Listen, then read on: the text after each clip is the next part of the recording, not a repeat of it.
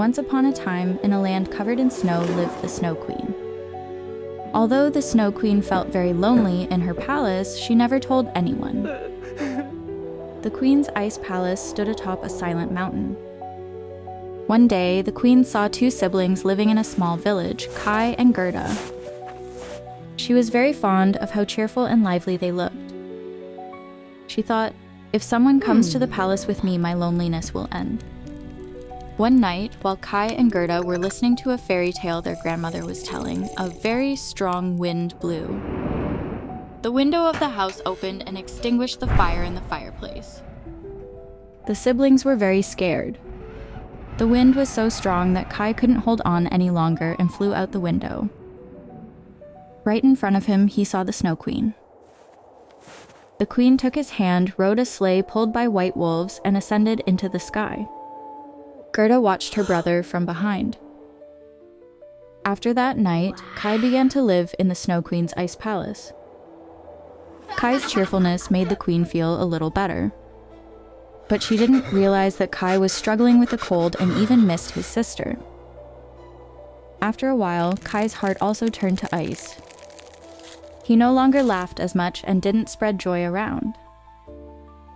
Meanwhile, Gerda had been trying for months to go to the Snow Queen's palace to save her brother. She didn't mind the heavy snowfall and tirelessly crossed the snow-covered forest.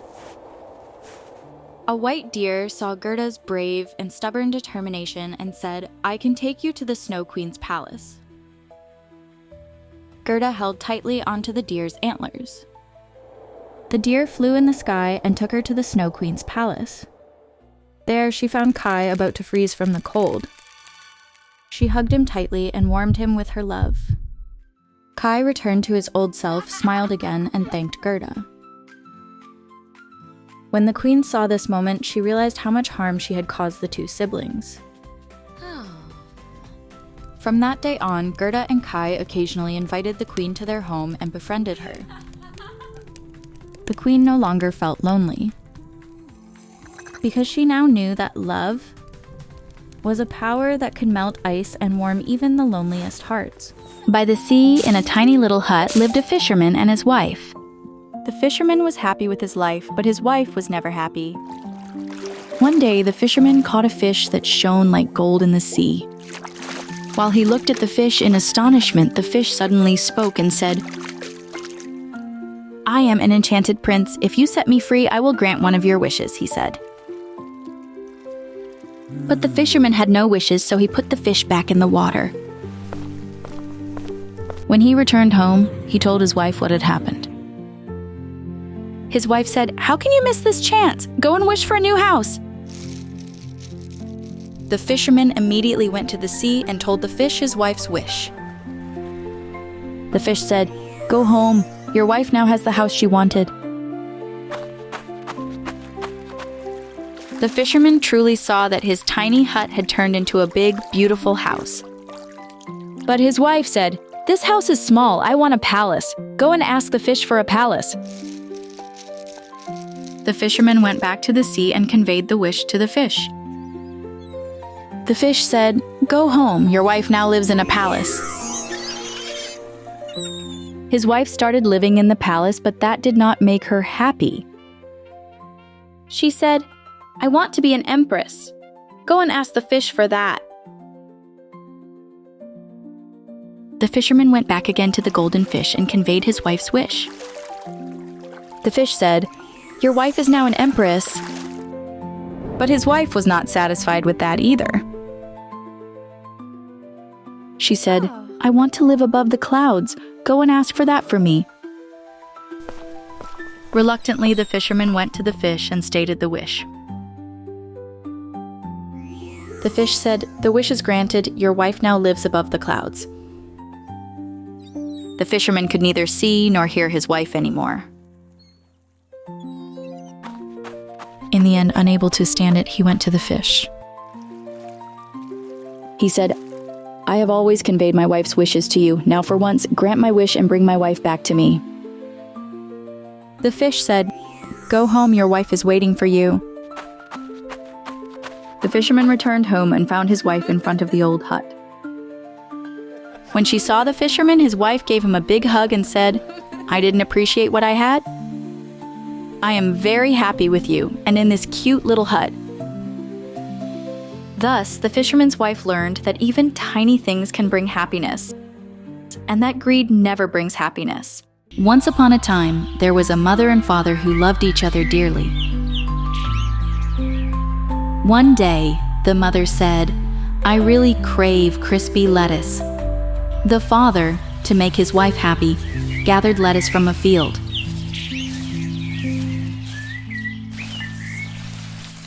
It turns out the owner of the field was an evil and jealous witch. She captured the father and said, "If your baby's hair is long and golden, you will give her to me." The parents were very sad, their hearts broken, but they had no other choice, because their newborn's hair was both long and golden.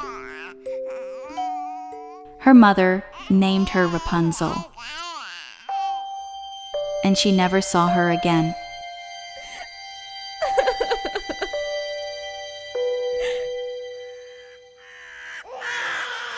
The witch locked Rapunzel in a tall tower. The tower had no stairs. It only had a single window. Whenever the witch wanted to visit, she would shout, "Rapunzel, let down your golden hair." Rapunzel let it down, and the witch climbed up holding onto her hair. Rapunzel lived alone in that tower for years. One day, a handsome prince heard Rapunzel's voice. Imitating the witch, he shouted, "Rapunzel, let down your golden hair." Rapunzel let her hair fall from the window. But when she saw that the person was someone else, she got very scared. The prince said, "Don't be afraid, I'm your friend." And over time, they became friends. The prince made a plan to help her escape the tower, and each time he came, he brought a piece of cloth.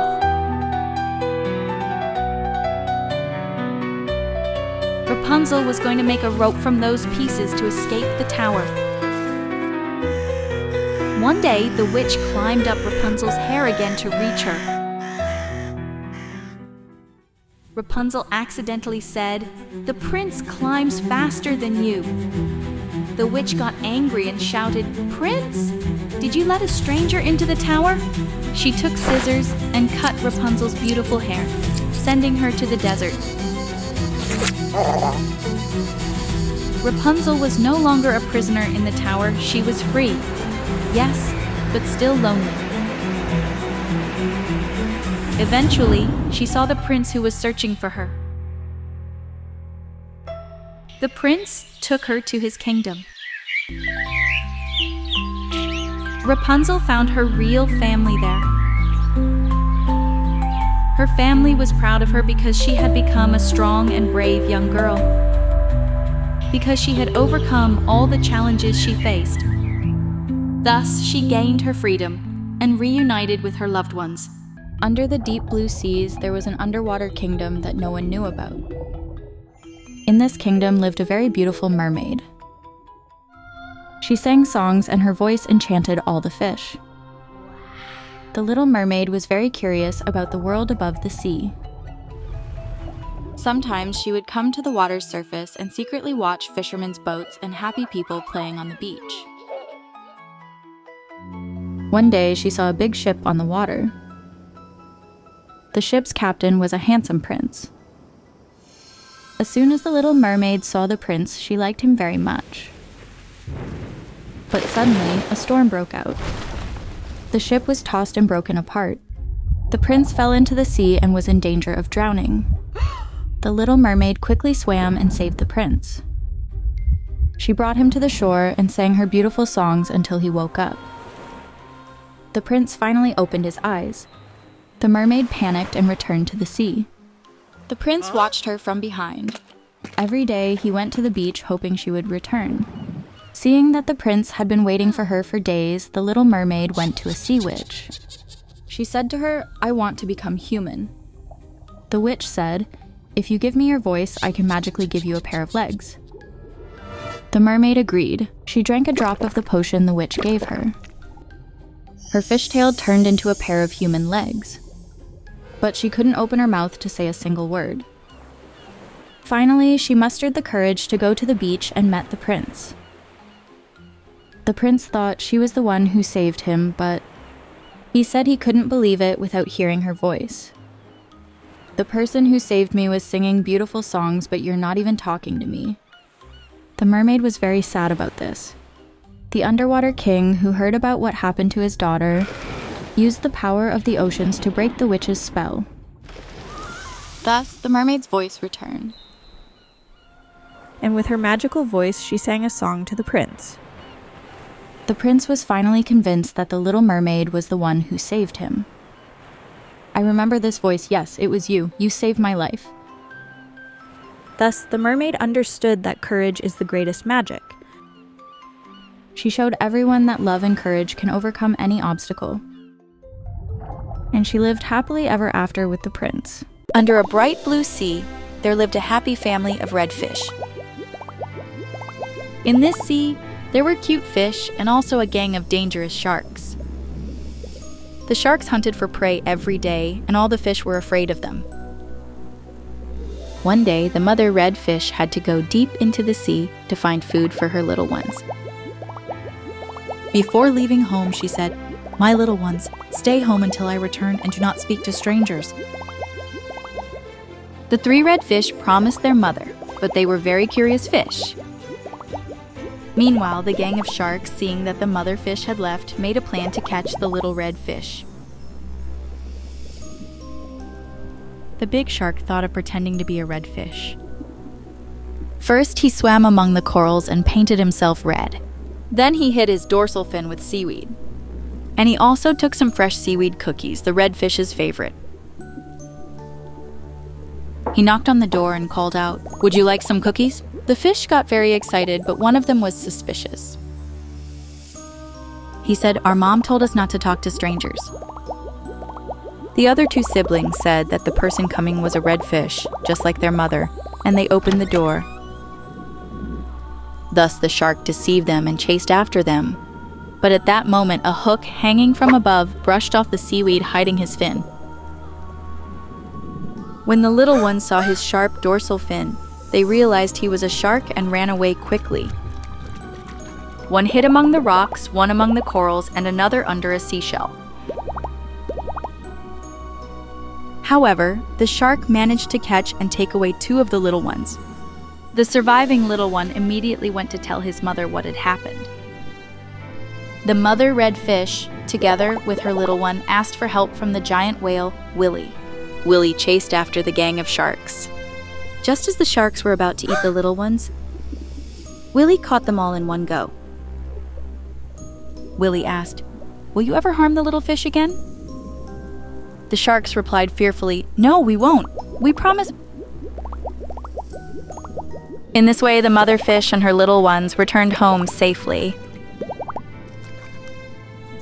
From that day on, the redfish family learned that getting through dangerous times was only possible with cooperation and solidarity.